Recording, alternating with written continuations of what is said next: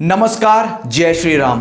500 साल के कड़े संघर्ष और सब्र के बाद आज 5 अगस्त को वो दिन आया है जिसका इंतजार ना जाने कितने सालों से हर एक भारतीय कर रहा था।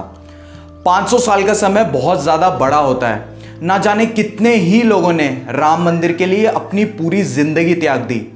कितनी पीढ़ियां इस संघर्ष को देखकर जा चुकी हैं। लेकिन सबसे ज्यादा हंसी तो उन लिबरल और सेक्युलरिस्ट पर आती है जो भगवान राम को बीजेपी का बता के अपना प्रोपोगंडा चलाते हैं। अरे भाई, भगवान राम तो सबके हैं, हर एक कण में भगवान राम बसते हैं। अब आपको कोई आपसी मतभेद हो तो आप उसको भाजपा के साथ जोड़कर टिप्पणी कर रहे हैं, उसमें तो कोई कुछ भी नहीं बोल सकता। राम पूरी दुनिया ही है और यह दुनिया राम की ही है। सिर्फ भारत में ही नहीं, भगवान राम को पूरी दुनिया में पूजा जाता है। कई देशों में रामलीला का आयोजन होता है और उसको देखने के लिए हजारों लाखों लोगों की भीड़ उमड़ती है। एक आपको वीडियो क्लिप दिखाना चाहूंगा भगवान राम की। शायद हम सबकी बचपन की बेहद पसंदीदा पिक्चर में से एक थी। आपने शत्रुओं की लाशों की और हमारे सैनिकों की लाशों की साथ में ही अंतिम क्रिया क्यों की? लक्ष्मण, जब तक वो जीवित थे तब तक वो हमारे और शत्रु के लोग थे, पर मृत्यु के बाद कोई किसी का शत्रु नहीं होता। उन सबको विधिपूर्वक अंतिम सम्मान हम क्यों न दें? यह दशहरा और दिवाली में कार्टून नेटवर्क में आती थी और यकीन मानिए ये जापान के एक प्रोड्यूसर ने प्रोड्यूस करी थी और ये इंग्लिश और हिंदी दोनों में ही थी। हिंदी में डब इस मूवी को अरुण कोविल, अमरीश पुरी और शत्रुघ्न सिन्हा जैसे नामी कलाकारों ने किया था, जबकि इसको इंग्लिश में डब ब्रेकिंग बैड के एक्टर ब्रायन क्रैस्टन ने किया था।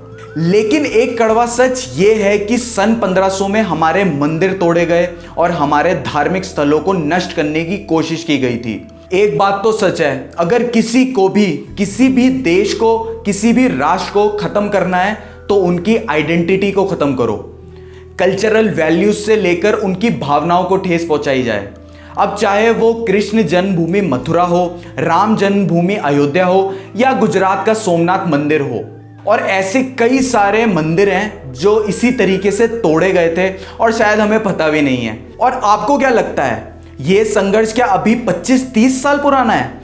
कई पुराने इतिहासकारों और लेखकों की मानो तो 1528 से ये संघर्ष शुरू हो गया था, जब बाबर के सेनापति ने राम मंदिर को तोड़ दिया था। 3.5 लाख से ज्यादा लोग इस संघर्ष में अपनी जान दे चुके हैं। 1949 तक चले इस आंदोलन को 421 साल हो गए थे। तो इसका मतलब यह है कि अपने ही देश में मंदिर बनाना कितना कठिन था हम हिंदुस्तानियों के लिए।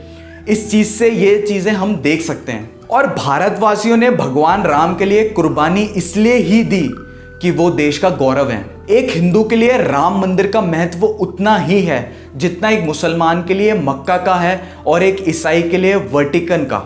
तो क्यों सवाल और उंगलियां खड़ी हो जाती हैं हमेशा एक हिंदू की भक्ति और उसके कल्चर पे? आज बहुत सारे लोग इस चीज से खुश हैं और सिर्फ हिंदू भाई नहीं, कई सारे मुसलमान भाई भी हैं जो इस चीज से खुश हैं, राम मंदिर बनने से बहुत ज्यादा खुश हैं। लेकिन वहीं कुछ ऐसे भी नेता और लोग हैं जो ट्विटर पर जहर अभी भी उगल रहे हैं। मुसलमानों को भटकाने और भड़काने की कोशिश की जा रही है। जब सुप्रीम कोर्ट का फैसला आ गया था तो चाहे हिंदू हो चाहे मुसलमान, सब खुश थे। लेकिन असदुद्दीन ओवैसी जैसे नेता को अपनी राजनीति ही करनी थी और बहुत अच्छे से करी भी।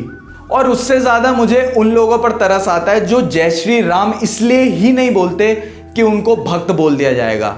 अरे भाई, ऐसा नहीं है कि जय श्री राम कोई बोलेगा तो वो कोई एजेंडा चला रहा है। राम तब भी थे जब भाजपा नहीं थी, राम तब भी थे जब आप और मैं नहीं थे, और राम तब भी रहेंगे जब ये सब कुछ नहीं होगा।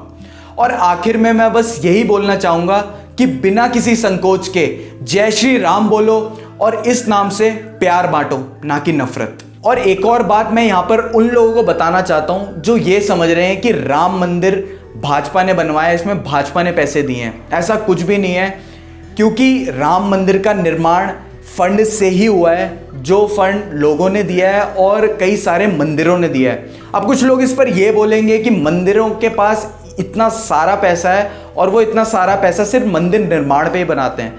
लेकिन मैं आपको एक बात बता दूं कि जब भी कहीं पर भी कोई भी आपदा आती है तो सबसे आगे मंदिर ही खड़े होते हैं जो पैसा दान करते हैं। तो इसमें ऐसा कुछ भी नहीं है, इसको इतना कंट्रोवर्शियल और इतना राजनीतिक बनाने की कोई ज़रूरत नहीं है। हम सभी को खुश होना चाहिए कि भगवान राम का मंदिर अब आखिरकार हिंदुस्तान में बन रहा है, अयोध्या में बन रहा है। मैं आशा करता हूँ आपको हमारी वीडियो पसंद आई होगी, और अगर आपको हमारी वीडियो पसंद आई है तो हमारे चैनल को सब्सक्राइब करें, वीडियो को लाइक करें और ज़्यादा से ज़्यादा शेयर करें। जय श्री राम।